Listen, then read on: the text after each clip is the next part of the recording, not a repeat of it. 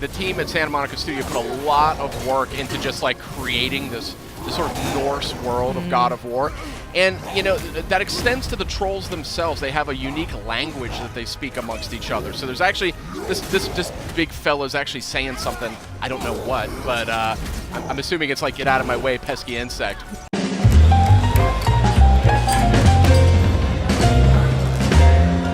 Hey guys, you got Sid here as well as Justin and Kristen. We're taking an exclusive look at God of War. This is footage you will not see anywhere else. And this is a troll you won't see in any of the other footage out there either.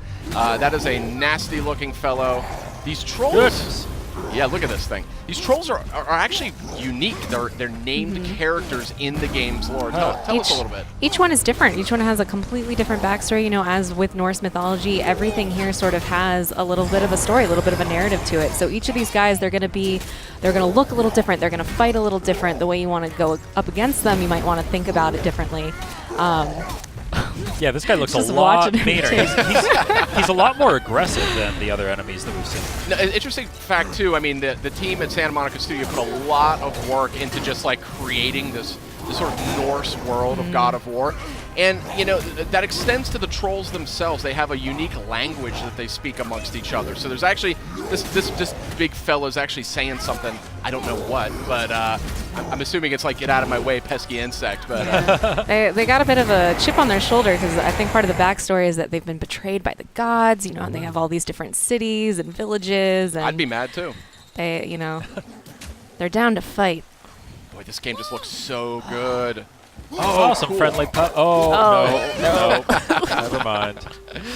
You know, you're seeing just a different side of God of War with this game. That camera. The glowing eyes are an interesting touch there. Yeah. This camera, I think, is worthy of discussion because, I mean, this is it's seamless. It's like a one-cut game. They don't, like, cut to cinematics or cut to another character. Exactly. Yeah, and even the camera angle, it's a lot closer to Kratos, a more intimate camera there. Yeah, a lot more intimate, and really makes you feel like you're there, you know? Yeah, especially during combat, you sort of feel the impact of every hit. It sort of shakes just a little bit. Makes it feel like you really are Kratos. We can. And a sort of robust loot system here, too, something we really haven't seen necessarily in God of War to date. So it's just a different take on and a really fresh and exciting take on a classic PlayStation IP. We're seeing some light puzzle elements, it looks like here.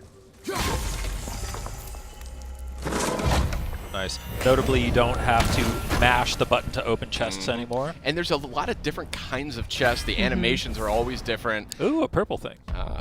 That's a way to enhance your health. Nice. Cool. I think so the more of those puzzles that you find, they're sort of higher level loot that you're going to find in those rune chests. Never leave me alone again. Yeah, these environments. Look at this environment. I mean, just so detailed. So this tickled me too.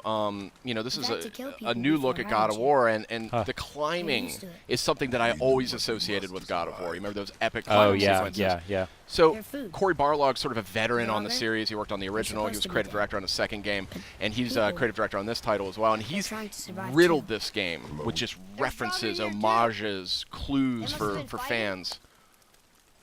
I also just love these quiet moments though with Atreus, that as you're moving through the world, he's constantly, you know, commenting it with fresh eyes.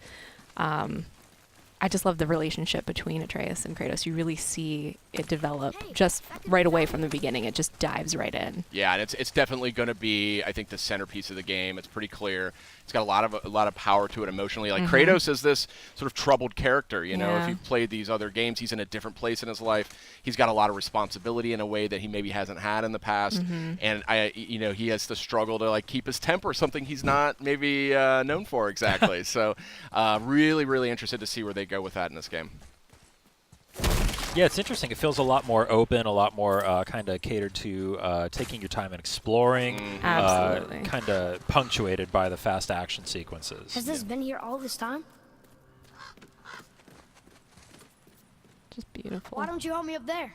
Oh, here we have this Leviathan axe. This is the Kratos' new weapon of choice. It has a lot of impact in combat, but it also has some properties that sort of lend themselves to puzzle solving as well. Wait for me, boy. This fog is gorgeous. Yeah, that is some crazy looking fog there. Atreus! Well, hope you liked exclusive sneak peek here at God of War. This is footage you won't see anywhere else, and we are all dying to play it when it launches on PS4, April 20th. See you next time.